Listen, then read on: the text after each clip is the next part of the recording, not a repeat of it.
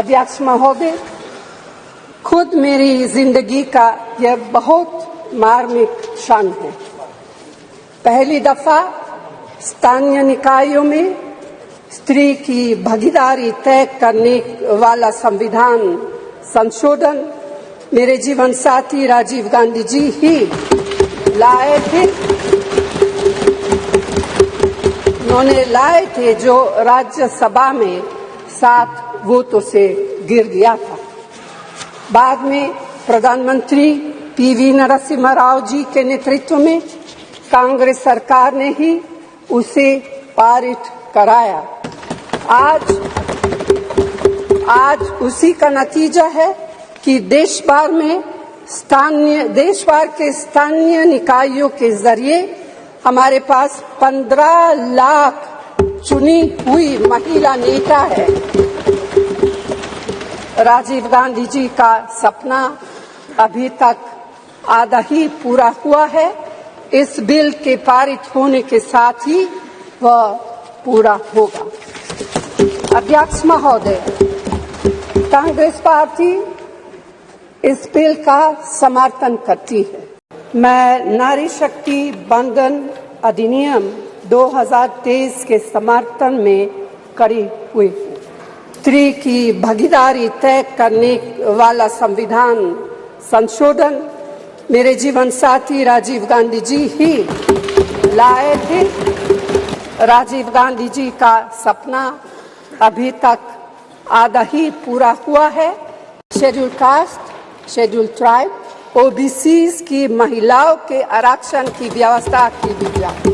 अध्यक्ष महोदय, आपने मुझे बोलने का इजाजत दिया, मैं आपकी आभारी हूँ। भारतीय राष्ट्रीय कांग्रेस की तरफ मैं नारी शक्ति बंधन अधिनियम 2023 के समर्थन में खड़ी हुई हूँ।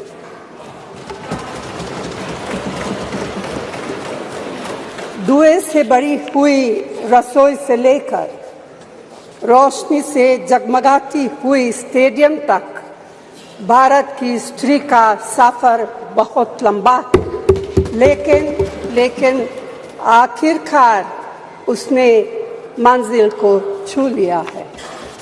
उसने जन्म दिया, उसने परिवार चलाया, उसने पुरुषों के बीच तेज दौड़ लगाई और असीम धीरज के साथ अक्सर खुद को हारते हुए लेकिन आखिरी बाजी में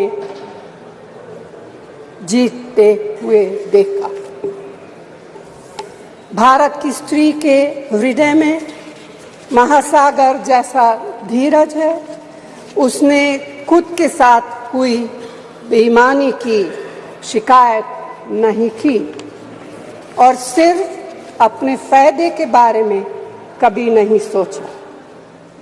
उसने नदियों की तरह सबकी भलाई के लिए काम किया है और मुश्किल वक्त में हिमालय की तरह अडिग रही। स्त्री के धैर्य का अंदाज लगाना नामुमकिन है। वह आराम को नहीं पहचानती और तक जाना भी नहीं जानती। हमारे महान देश की माँ है स्त्री, लेकिन स्त्री ने हमें सिर्फ जन्म ही नहीं दिया है, अपने आंसुओं, खून पसीने सींचकर हमें अपने बारे में सोचने लायक, बुद्धिमान और शक्तिशाली भी बनाया है। अध्यक्ष महोदय, स्त्री का मेहनत, स्त्री का गरिमा और स्त्री के त्याग की पहचान करके ही हम लोग मनुष्यता की परीक्षा में पास हो सकते हैं। आज़ादी की लड़ाई और नए भारत के निर्माण के हर मोर्चे पर स्त्री पुरुष के साथ कंधे से कंधा मिलाकर लड़ी है। वह उम्मीदों, आकांक्षाओं, तकलीफों और घर गृहस्थी के बोझ के नीचे नहीं दबी।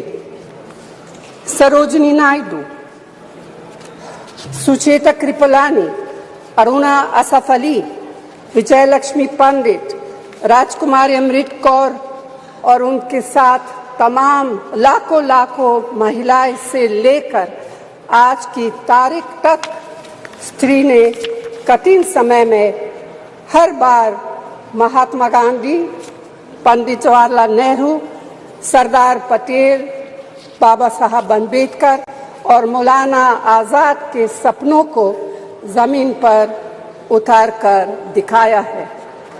इंदिरा गांधी जी का व्यक्तित्व इस सिलसिले में एक बहुत ही रोशन और जिंदा मिसाल है। अध्यक्ष महोदय, खुद मेरी जिंदगी का यह बहुत मार्मिक क्षण है। पहली दफा स्थानीय निकायों में स्त्री की भागीदारी तय करने वाला संविधान संशोधन मेरे जीवन साथी राजीव गांधी जी ही लाए थे। उन्होंने लाए थे जो राज्यसभा में 7 वोटों से गिर गया था। श्री पीवी नरसिम्हा राव जी के नेतृत्व में कांग्रेस सरकार ने ही उसे पारित कराया। आज उसी का नतीजा है कि देश भर के स्थानीय निकायों के जरिए हमारे पास 15 लाख चुनी हुई महिला नेता है। राजीव गांधी जी का सपना अभी तक आधा ही पूरा हुआ है। इस बिल के पारित होने के साथ ही वह पूरा होगा। अध्यक्ष महोदय, कांग्रेस पार्टी इस बिल का समर्थन करती है। हमें इस बिल के पास होने से खुशी है, मगर इसके साथ साथ एक चिंता भी है। मैं एक सवाल पूछना चाहती हूँ। पिछले 13 वर्षों से भारतीय स्त्रियां अपनी राजनीतिक जिम्मेदारी का इंतजार कर रही हैं और अब उन्हें कुछ वर्ष और इंतजार करने के लिए कहा जा रहा है। कितने वर्ष? 2 वर्ष, 4 वर्ष, 6 वर्ष, 8 वर्ष? क्या भारत की स्त्रियों के साथ बर्ताव उचित है? भारतीय राष्ट्रीय कांग्रेस की मांग है कि यह बिल फौरन अमल में लाया जाए,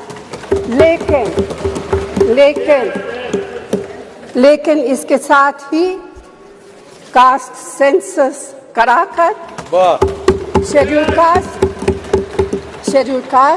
शेड्यूल ट्राइब, ओबीसीज की महिलाओं के आरक्षण की व्यवस्था की जाए।